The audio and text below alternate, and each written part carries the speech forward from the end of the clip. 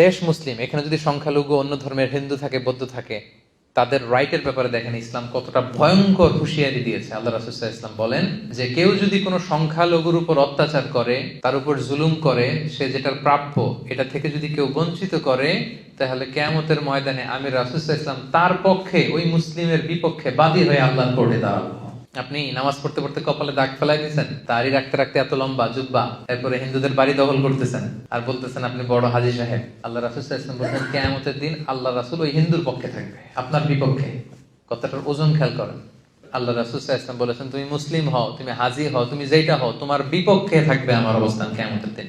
আচ্ছা, সোজা সাপটা একটা আনসার দেন। রাসূল সাল্লাল্লাহু আলাইহি ওয়াসাল্লাম যদি কারো বিপক্ষে বাদী হয়ে দাঁড়ায়, যার শাফাআত ছাড়া আমরা জান্নাতে ঢোকা কল্পনাই করতে পারি না, তিনি আমার বিপক্ষে আল্লাহর সুপ্রিম কোর্টের ট্রাইব্যুনালে আমার বিপক্ষে, জান্নাতে যাওয়ার কোনো সুযোগ কি আমার সেদিন থাকবে?